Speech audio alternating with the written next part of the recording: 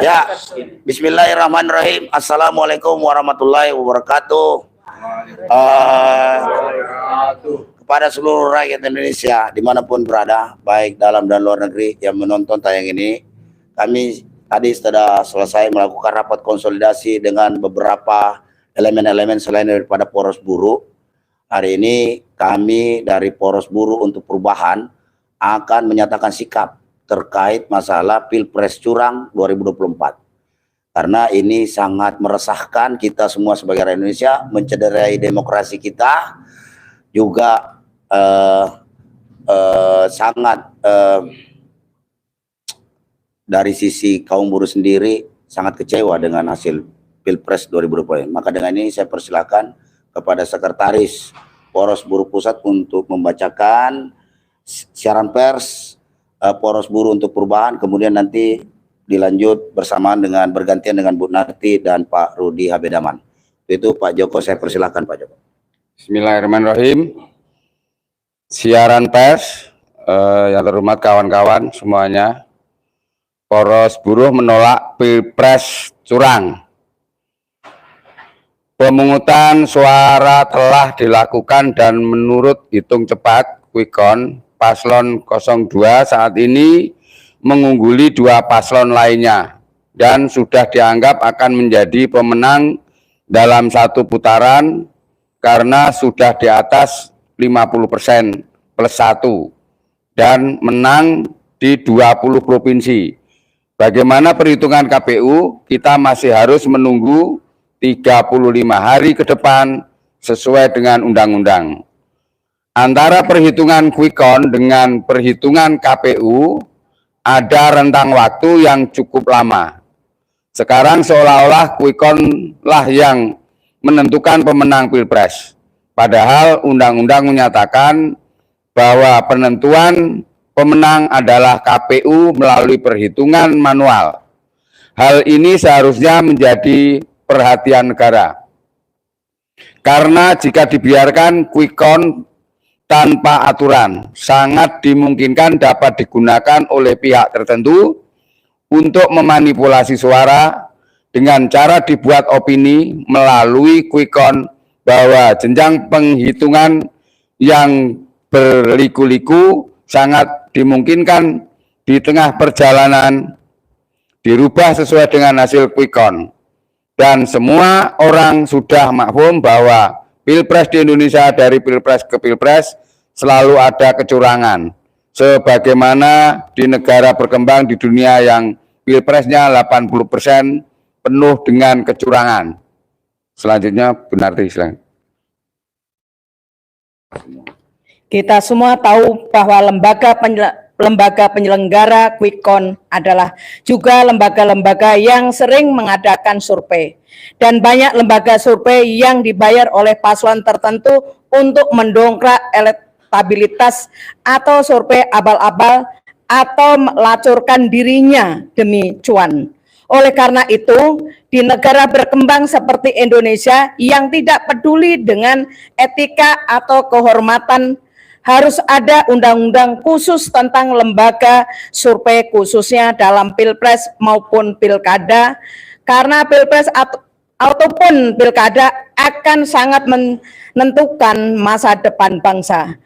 Jangan sampai bangsa ini dikuasai oleh bajingan-bajingan tolol yang merampok uang rakyat dan digunakan untuk menipu rakyat yang pendidikannya masih rendah dan mudah dininabobokan oleh beberapa kilogram beras dan uang 100 sampai 300 ribu rupiah yang itu pun diambil dari uang negara, baik melalui APBN atau hasil korupsi uang negara atau hasil manipulasi sumber daya alam yang sebagiannya untuk menyuap rakyat.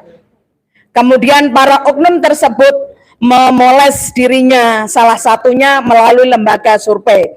Bisa jadi juga mempersiapkan manipulasi kecurangan melalui lembaga quick count, lalu KPU menyesuaikan dengan hasil quick count tersebut. Sebelum pencoblosan dilakukan dari beberapa media yang kami amati, Ternyata paslon 02 telah tahu hasilnya, yaitu sampai 58%. Sehingga apa yang dijelaskan di dalam Dirtiput ternyata terbukti, yaitu kemenangan yang direncanakan jauh hari sebelumnya secara terstruktur, sistematis, dan masif atau TSM. Itulah yang memenangkan paslon 02. Dilanjutkan Bung Rudi. Ya. Berikut beberapa contoh persiapan dan perencanaan kejahatan secara terstruktur, sistematis, dan masif. 1. Bahwa manipulasi peraturan perundangan melalui putusan Mahkamah Konstitusi nomor 90 PUU 2023 untuk meloloskan salah satu paslon. Manipulasi itu membuat Ketua Mahkamah Konstitusi Anwar Usman dinyatakan melakukan pelanggaran berat dan dicopot dari jabatannya sebagai Ketua Mahkamah Konstitusi oleh Mahkamah Kehormatan Mahkamah Konstitusi. 2. Bahwa komisioner KPU juga mendapatkan sanksi etik dari DKPP karena menerima pendaftaran salah satu capres dan cawapres dengan menggunakan PKPU yang belum direvisi, yaitu syarat usia capres dan cawapres minimal 40 tahun. Motifnya sama, yaitu untuk meloloskan Gibran Rakabuming Raka sebagai cawapres paslon 02. Bahkan Ketua KPU telah mendapatkan sanksi sampai 3 kali dengan kategori peringatan keras terakhir. 3. Bahwa selain pelanggaran etika, pelaksanaan Pilpres 2024 juga diwarnai pelanggaran norma dan asas pemerintahan umum yang baik, berupa ketidaknetralan aparatur penyelenggara negara, mulai dari Presiden Republik Indonesia, Menteri, pejabat kepala daerah, ASN, kepala desa, hingga aparat penegak hukum. Ketidaknetralan itu memiliki kecenderungan pola yang sama, yaitu mengarahkan dan memenangkan paslon 02. 4. Bahwa ketidaknetralan pejabat negara dan aparatur sipil negara tergambar dengan nyata dari statement Presiden Republik Indonesia Joko Widodo yang menyatakan Presiden boleh berpolitik dan boleh memihak dalam kontestasi Pilpres. Selain itu, potret ketidaknetralan para penyelenggara negara terkonfirmasi dari pengerahan sumber daya negara agar menang satu putaran melalui A. Penggunaan anggaran negara melalui penyaluran bansos yang disertai dengan ajakan untuk memilih paslon 02. B.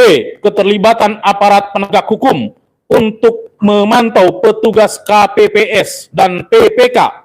Misalnya, aparat penegak hukum meminta ikut masuk dalam WhatsApp grup KPPS dan meminta data nomor para PPK, seperti surat Polres Cimahi yang meminta data KPPS. C.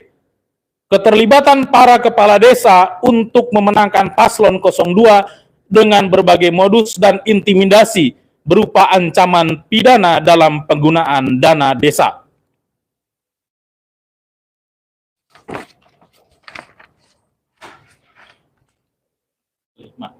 Bahwa skenario berikutnya untuk memuluskan jalan kemenangan satu putaran dilakukan dengan modus pengerahan kepala desa beserta aparaturnya untuk memenangkan paslon 02 melalui cara di desa-desa yang minim pengawasan. Kepala desa meminta warganya untuk tidak perlu datang ke TPS dengan memberi imbalan uang, sementara kertas suaranya dicoblos semua oleh kepala desa atau perangkatnya untuk paslon 02.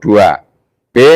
Di kawasan yang pengawasannya relatif baik, kecurangan dilakukan dengan melakukan money politik yang dilakukan aparat desa sebelum pencoblosan.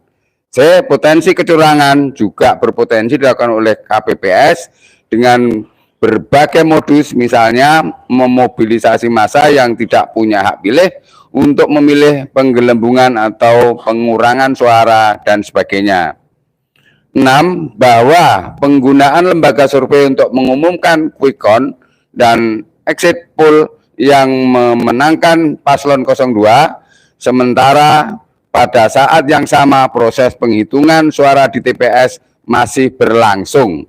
Hal ini merupakan upaya untuk mempengaruhi psikologi saksi dan masyarakat, serta menggiring opini publik bahwa pemenang Pilpres adalah paslon 02. 7. Bahwa input data Sirekap KPU terjadi penggelembungan suara yang luar biasa atas paslon 02 yang jumlahnya melebihi DPT di TPS. Berdasarkan hal-hal tersebut di atas, kami Poros Buruh untuk Perubahan menyatakan menolak keras Pilpres curang 2024. Demikian siaran pers ini kami sampaikan. Atas kerjasama dan dimuatnya siaran pers ini kami ucapkan terima kasih. Jakarta 15 Februari 2024, Poros Buruh untuk Perubahan, Arif Inardi Koordinator ditandatangani, Joko Haryono Sekretaris Poros Buruh ditandatangani. Terima kasih. Poros Buruh untuk Perubahan. Salam Poros Buruh untuk Perubahan. Bangkit, berdeka, hancur kami, lawan, lawan, lawan. Hidup rakyat Indonesia. Hidup. Merdeka. Assalamualaikum warahmatullahi wabarakatuh. Ya, demikianlah pernyataan apalagi ini